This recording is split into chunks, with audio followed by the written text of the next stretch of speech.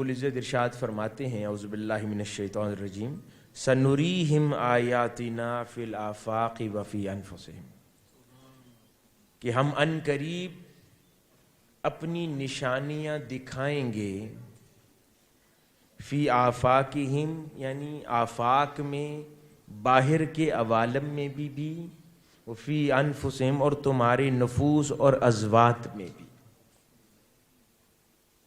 اب یہ غور طلب بات ہے کہ ہم ان قریب یہ نشانیاں دکھائیں گے، اور اللہ رب العزت اپنی نشانیاں کیوں دکھاتا ہے؟ تاکہ ان سے اصلاح حاصل کی جا سکے، ان سے تربیت لی جا سکے، اس سے شعور لیا جا سکے، ان نشانیوں کے ذریعے ہدایت لی جا سکے۔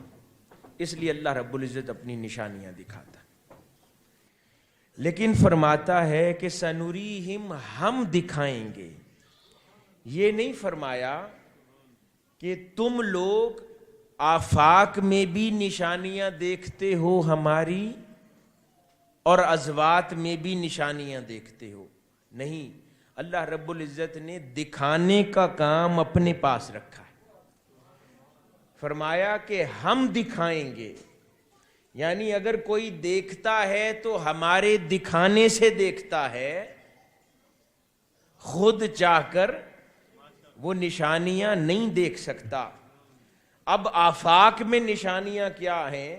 آفاق میں کہیں زمانوں کا بدلنا ہے، کہیں بڑی بڑی سلطنتوں کا الٹنا ہے، کہیں اللہ رب العزت کی تخلیق کے کرشمات اور سائنسی ایجادات ہیں، کہیں اللہ رب العزت نے ایسی ایسی تخلیقات فرمائی ہیں، کہیں سورج نکلتا ہے، کہیں چاند نکلتا ہے، کہیں ادوار بدلتے ہیں، دن رات بدلتے ہیں۔ یہ سب آفاق کی نشانیاں ہیں۔ پھر آفاق اور عوالم کے اندر عجائب اس نے پیدا فرمائے ہیں، اس کی مخلوقات ہیں، ہر مخلوق کا عجیب رنگ ہے۔ کہیں ایک بڑی مچھلی پیدا کرتا ہے کہ اس سے بڑا وجود اور وزن کائنات میں کسی شے کا نہیں ہے، مگر وہ ایسے پانی میں کھیلتی ہے کہ جیسے اس کا کوئی وزن نہ ہو۔ یہ اس کے عجائب ہیں، نشانیاں ہیں۔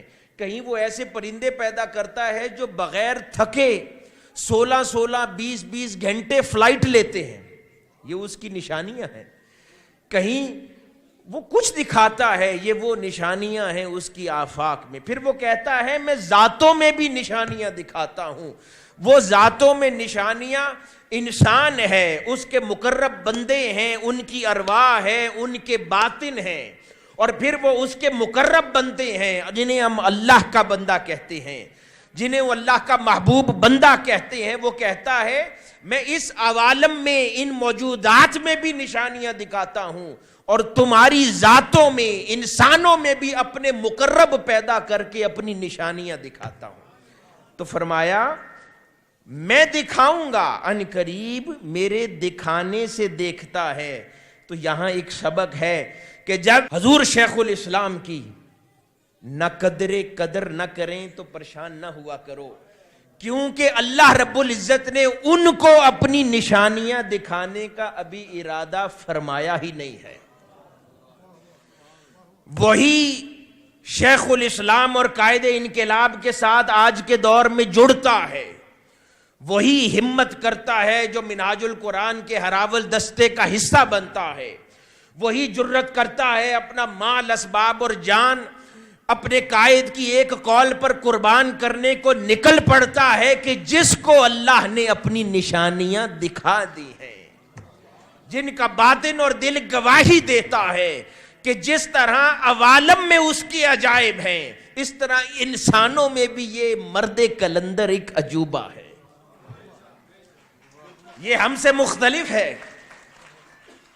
یہ اس کے عجائب میں سے ہے، یہ اس کی نشانیوں میں سے ہے، جن کو اللہ دکھا دیتا ہے، تیقن عطا کر دیتا ہے، یقین دل میں اتار دیتا ہے کہ ہاں یہ اس کے خاص بندوں میں سے ہے، تو وہ نکل پڑتے ہیں، وہ اس کی نشانیاں پہچان بھی لیتے ہیں، اور باقی اندھے رہتے ہیں، ان کو نشانیاں دیکھ کر بھی خبر نہیں ہوتی۔ اور یہ ہر دور میں ایسا چلتا آیا۔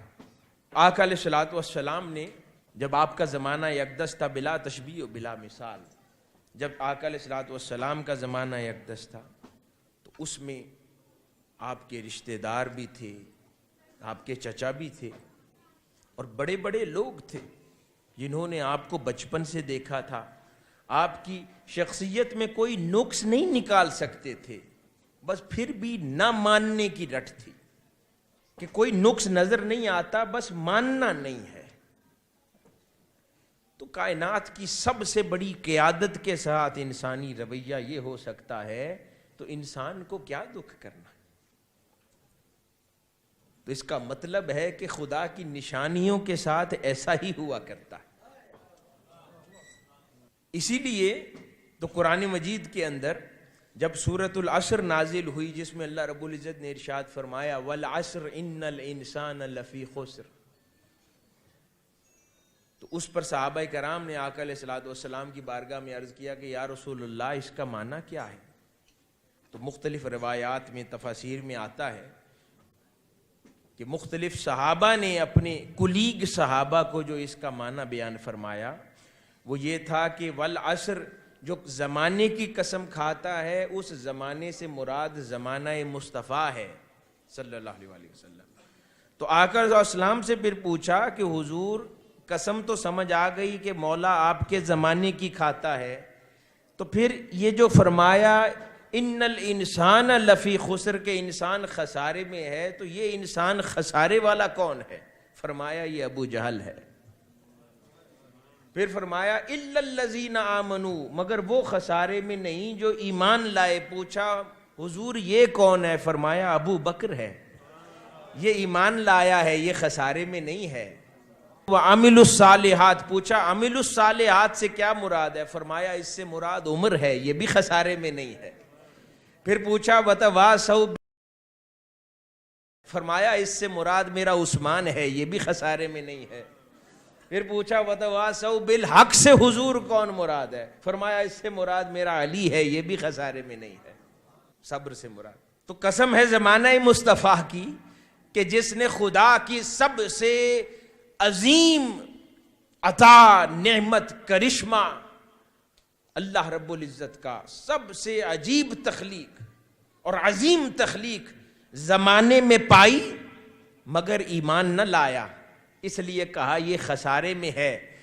اور ہر شے چھوڑ کر، دنیا کا ہر تانا چھوڑ کر، ہر بات سے منہ موڑ کر، ابو بکر سے کسی نے کہا کہ اگر کوئی کہے کہ میں چند لمحوں میں خدا کی بارگاہ سے ہو کر واپس دنیا میں لوٹ آیا ہوں تو مانو گے؟ کہا نہیں. کہا اگر تمہارا نبی کہے محمد الرسول اللہ صلی اللہ علیہ وسلم فرمائے تو مانو گے؟ کہ ہاں مانوں گا. اس نے کہا یہ کیا بات ہوئی؟ کوئی اور کہے تو نہیں ماننا؟ انہوں نے کہا کوئی اور کہے تو کہتا رہے، میرے نبی کے کہنے سے مجھے کنسرن ہے، وہ کہے تو مانوں گا.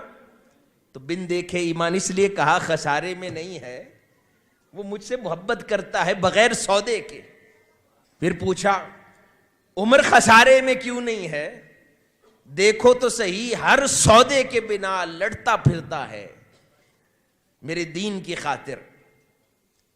حضور کے آگے آگے چلتے تھے تلوار ننگی کر کے کہ حضور کو کوئی آنچ بھی نہ آئے. پھر عثمان کو دیکھو کہ میں کچھ نہیں کہتا، اپنی ساری دولت لٹا دیتا ہے اور پھر دیکھتا ہے کہ کیا میرے چہرے پہ مسکراہٹ آتی ہے. تو اس لیے یہ بھی خسارے میں نہیں ہے. اور علی کو دیکھو، زمانہ حسد کرتا رہتا ہے اس سے، زمانہ تکلیف میں رہتا ہے، اس پر اتنے مصائب و آلام ٹوٹتے ہیں، پھر بھی مسکراتا ہے، مجھ سے محبت کرتا ہے، یہ بھی خسارے میں نہیں ہے. تو حاضرین گرامی، ہر دور میں خسارے والے لوگ بھی ہیں اور وہ بھی ہیں جو خسارے میں نہیں ہیں. اور آقا علیہ الصلوۃ والسلام نے فرمایا کہ میری امت کے علماء میرے خلفاء ہیں. اب حاضرین گرامی، خلیفہ کسے کہتے ہیں؟ نائب کسے کہتے ہیں؟ خلیفہ ریپریزنٹیٹو ہوتا ہے. تو جتنی بڑی شخصیت ہوگی اس کا ریپریزنٹیٹو بھی اتنا بڑا ہوگا یا ریپریزنٹیٹو چھوٹا ہوگا؟ اگر شخصیت بہت بڑی ہے تو اس کا ریپریزنٹیٹو بھی اتنا بڑا ہوگا. اگر شخصیت غیرت مند ہے ریپریزنٹیٹیو بھی غیرت مند ہوگا. اگر شخصیت عالم ہے تو اس کا ریپریزنٹیٹیو جاہل نہیں ہو سکتا. اگر شخصیت فقر والی ہے تو اس کا ریپریزنٹیٹیو کسی اور مشرب کا نہیں ہو سکتا. وہ اسی طرز کا ہوگا, اسی اسلوب کا, اسی مشرب کا ماننے والا ہوگا. جیسی شخصیت ویسا ریپریزنٹیٹیو. تو حضرین گرامی, آقا علیہ الصلوۃ والسلام فرماتے ہیں کہ میرے علماء میرے خلفاء ہیں, میرے ریپریزنٹیٹیوز ہیں. تو حضرین گرامی, ہم اگر نظر دوڑا کے دیکھیں, کیا سارے علماء جو جہاں کام کرتے ہیں وہ حضور یہ دعویٰ کر سکتے ہیں کہ وہ حضور کے ریپریزنٹیٹیو ہیں, یا وہ اس اہل ہیں کہ انہیں حضور کا, آقا علیہ الصلوۃ والسلام کا ریپریزنٹیٹیو اور خلیفہ کہا جائے؟ روح کانپ جائے. لیکن فرمایا علماء میرے خلیفہ ہیں. تو حضور سے پوچھا کہ کون علماء آپ کے خلیفہ ہیں؟ تو اس پر پھر بہت ساری ڈسکشنز ہیں. تو کہا کہ جو مجددین ہوا کرتے ہیں اپنے دور کے, وہ علماء ایسے ہیں جو آقا علیہ الصلوۃ والسلام کا خلیفہ کہلانے کے حقدار ہیں. تو اب جتنی عظیم وہ شخصیت ہے تو ضروری ہے کہ جو ان کا نمائندہ اور ریپریزنٹیٹیو بن رہا ہے وہ بھی اتنا عظیم ہو, اپنے چلن میں, اپنے چلنے پھرنے میں, اپنے اخلاق میں, اپنے بول چال میں, اپنے لباس میں, اپنی اطوار میں, اپنے حسن میں, سیرت میں, سراپا میں. وہ ایسا ہونا چاہیے نا کہ کسی کی اس پر نگاہ پڑے تو تاجدار کائنات صلی اللہ علیہ وآلہ وسلم کی بارگاہ کی طرف دھیان چلا جائے کہ حضور کا غلام ایسا ہی ہو سکتا ہے. تو حاضرین گرامی, مجددین آقا علیہ الصلوۃ والسلام کے خلفاء ہیں. تو اس چیز کا بھی امر مد نظر رکھنا ضروری ہے کہ جیسی حیات بابرکات اور حیات طیبہ تاجدار کائنات صلی اللہ علیہ وآلہ وسلم کی اللہ رب العزت نے عطا فرمائی, اور جن ادوار اور جن گھاٹیوں سے حضور کی حیات گزری, حضور کے خلفاء کی زندگی بھی انہی گھاٹیوں سے گزرے گی, کیونکہ وہ حضور کے نمائندے ہیں. اسی لیے تو آقا علیہ الصلوۃ والسلام نے فرمایا, جیسے تکالیف, مشکلات اور غربت کے حوالے